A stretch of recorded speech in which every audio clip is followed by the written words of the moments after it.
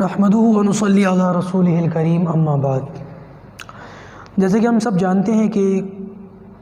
کچھ عرصہ پہلے آپ لوگوں کے سامنے اس بات کی ہم نے خواہش ظاہر کی تھی اور عہد کیا تھا کہ ہمارے ماحول میں، ہمارے محلوں میں، علاقوں میں، ہمارے گھروں میں کچھ لوگ، بلکہ زیادہ تر لوگ، اور اگر میں کہوں کہ خواتین ان چیزوں کی طرف زیادہ جاتی ہیں کہ کاروبار نہیں چل رہا تو کسی نے کچھ کروایا ہے، بچوں کی شادی نہیں ہو رہی تو کسی نے کچھ کروایا ہے، اس طریقے کی باتیں آ جاتی ہیں۔ لوگ سوچتے ہیں ٹونا ٹوٹکا ہے، سفلی ہے، جادو ہے، اور اس سوچ کی وجہ سے بہت سارے لوگ جعلی پیروں، فقیروں اور الٹے سیدھے لوگوں کے پاس جا کر کے اپنا پیسہ، اپنا وقت، اپنا ایمان بھی خراب کرتے ہیں۔ بلکہ بعض چیزیں تو ایسی سننے میں آئیں، جعلی پیروں فقیروں کے چکر میں بہت ساری بہنوں نے اپنی عزت بھی خراب کر لی۔ اللہ ایسے مستنڈوں سے ہماری حفاظت فرمائے، ایسے نالائقوں سے امت کی حفاظت فرمائے جو ایمان بھی لوٹتے ہیں، عزت بھی لوٹتے ہیں، پیسہ بھی لوٹتے ہیں۔ اس ضرورت کو محسوس کرتے ہوئے یہ محسوس ہوا کہ بھائی کیوں نہ قرآن کریم کے ذریعے سے، احادیث رسول کے ذریعے سے ایسے اعمال ہمارے سامنے آئیں، ایسی باتیں آپ لوگوں کے سامنے پیش کی جائیں کہ جس میں ہم ان نالائقوں کے محتاج نہ بنیں اور اپنے آپ کو ان کا وہ نہ سمجھیں، ہم ہیلپ لیس محسوس نہ کریں۔ تو بہتر یہ ہے کہ ہم قرآن مجید سے فائدہ اٹھائیں۔ قرآن مجید صرف تعویذ بنا کر دو کر کے پینے کے لیے نہیں آیا، صرف طاقوں میں سجانے کے لیے نہیں آیا، صرف کاروبار شروع کرنے سے پہلے یا کسی گھر کی اوپننگ سے پہلے قرآن خوانی کے لیے نہیں آیا، بلکہ قرآن سے ہم باقاعدہ اس پر عمل کر سکتے ہیں، باقاعدہ قرآن مجید کو ہم اپنی زندگی کے اندر، پریکٹیکل زندگی کے اندر لا سکتے ہیں۔ تمام ہماری زندگی کی رہنمائی قرآن کے ذریعے سے ہو سکتی ہے، وہیں ہماری یہ ضرورت بھی قرآن کے ذریعے سے پوری ہو سکتی ہے۔ ایک چیز یہ یاد رکھیں، بات لمبی ہو جائے گی، میں صرف سیدھے پوائنٹ پر آتا ہوں۔ ہم میں سے بہت سارے لوگ سوچتے ہیں کہ شاید ہمارے کاروبار کی وجہ سے، ہماری صحت کی وجہ سے، بچوں کے رشتے نہ ہونے کی وجہ سے ہم پر جادو کیا ہوا ہے۔ تو آپ پر جادو ہے یا نہیں، اس کا آپ خود پتہ لگائیں، اس کا میں ایک طریقہ قرآن مجید کے ذریعے سے بتا رہا ہوں۔ دیکھو بھائی، بتانے والے ہم ہیں، کوشش کرنے والے ہم ہیں، اثر ڈالنے والی اللہ کی ذات ہے۔ یہ جو اعمال میں بتا رہا ہوں، یہ کرنے سے پہلے یہی نیت کر لیجئے گا کہ کرنے والی ذات اللہ کی ہے، میرا کمال نہیں ہے، کیونکہ یہ میں نے بھی خود تجربہ کر کے دیکھا ہے اور باقاعدہ اس کا بڑا فائدہ ہوا ہے، کیونکہ میں نے کر کے دیکھا ہے، خود کر کے دیکھا ہے، تجربہ ہے اس کا۔ تجربہ ایسے کریں کہ جس شخص کے بارے میں آپ کو ایسا لگتا ہو کہ اس پر جنات کا اثر ہے یا جادو کا اثر ہے، اس کے بارے میں گمان ہو یا شک ہو، تو اس کا کوئی کپڑا جو اس نے اتارا ہو، یہ جو ہمارا لباس ہو نا ہم نے پہن رکھا ہے، یہ کپڑا جو اس نے اتارا ہو، اور اگر اندر کا کپڑا ہو جیسے بنیان وغیرہ، یہ کپڑا مل جائے تو بھی ٹھیک ہے، یہ اوپر کا مل جائے تو بھی ٹھیک ہے، دھلا ہوا نہ ہو، کپڑا استعمال کے بعد اتار دیا ہو، دھویا ہوا نہ ہو، اس کپڑے کو لے لیں، اور لینے کے بعد اس کپڑے کو ناپ لیں، بالش کے ذریعے سے ناپ لیں، کسی چیز کے ذریعے سے ناپ لیں، دیکھ لیں کہ وہ کتنا بڑا ہے، لمبائی میں ناپ لیں کہ وہ کپڑا کتنا بڑا ہے۔ اس ناپنے کے بعد اس کو طے کر کے رکھ دیں، اور چند ایک چیزیں پڑھیں۔ نمبر 1، درود شریف پڑھ لیں 7 مرتبہ یا 11 مرتبہ،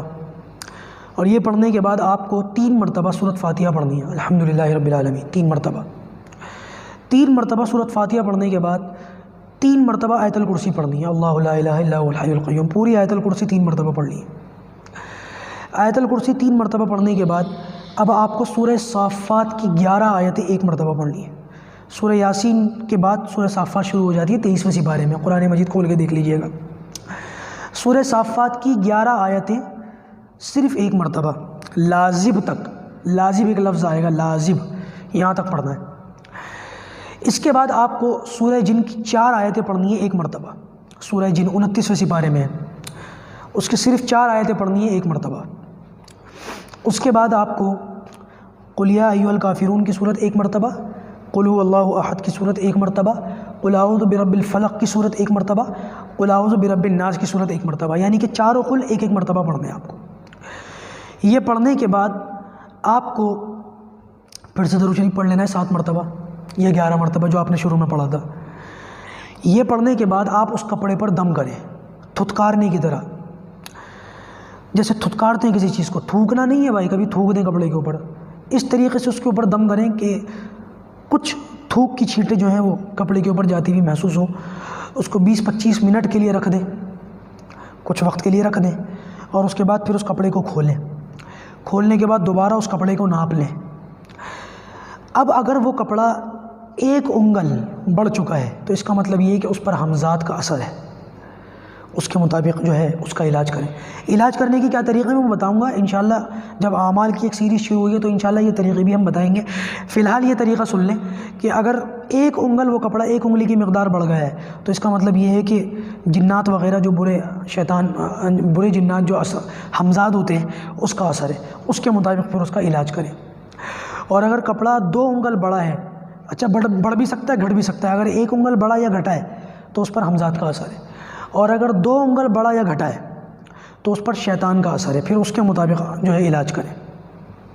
اور اگر 3 انگل گھٹا یا بڑا ہے تو اب اس کے اوپر جو ہے جادو کا اثر ہے، گھٹ گیا ہے یا بڑھ گیا ہے 3 انگل، اب اس کے اوپر جادو کا اثر ہے، اب اس کا علاج جادو کے مطابق ہوگا، اس کے جادو کا علاج کیا جائے گا۔ یہ بات یاد رکھیں، جادو برحق ہے، کرنے والا کافر ہے۔ احادیث مبارکہ سے صاف طور پر ملتا ہے کہ نبی اکرم صلی اللہ علیہ وسلم کے اوپر بھی جادو کیا گیا تھا، یہود کی 2 بیٹیوں کی طرف سے، وہ قل اعوذ برب الفلق اور قل اعوذ برب الناس کی صورتیں ہی اسی طریقے سے نازل ہوئیں۔ آپ صلی اللہ علیہ وسلم نے پھر اپنے آخری وقت تک ان صورتوں کو سونے سے پہلے اپنا معمول بنایا، تو اس کا بھی جو ہے معمول بنائیں اور اس کے ذریعے سے علاج کریں۔ اور اگر کپڑا گھٹتا بھی نہیں ہے بڑھتا بھی نہیں ہے تو پھر اس بندے کے اوپر کسی قسم کا کوئی اثر نہیں ہے، بلکہ بیماری جو ہے وہ جسمانی ہے، ڈاکٹری اور طبی علاج کریں۔ پھر بھی ڈاکٹری اور طبی علاج کرتے کے ساتھ ساتھ 25 مرتبہ سورۃ فاتحہ پڑھ کے اس کے اوپر دم کریں اور پانی پر دم کر کے اس کو پلائیں، انشاءاللہ وہ جسمانی بیماری بھی ختم ہو جائے گی۔ جو کچھ پڑھنے کا تھا یہ دوبارہ سن لیجئے گا، نہیں تو میں پھر بتا ہی دیتا ہوں۔ 7 یا 11 مرتبہ درود شریف، اس کے بعد سورۃ فاتحہ 3 مرتبہ، آیت الکرسی 3 مرتبہ، اور سورۃ صافات کی 11 آیتیں 1 مرتبہ، سورہ جن کی 4 آیتیں 1 مرتبہ، چاروں کل 1 مرتبہ، اور اس کے بعد پھر 7 یا 11 مرتبہ درود شریف، اور پھر یہ پورا پروسیس جو میں نے بتایا تھا۔ اللہ پاک ہم سب کو بری باتوں سے محفوظ رکھے، شیطانی اثرات سے، جنات سے اور جادو اور ان چیزوں سے اللہ پاک ہماری حفاظت، ہمارے بچوں کی حفاظت رکھے، آمین۔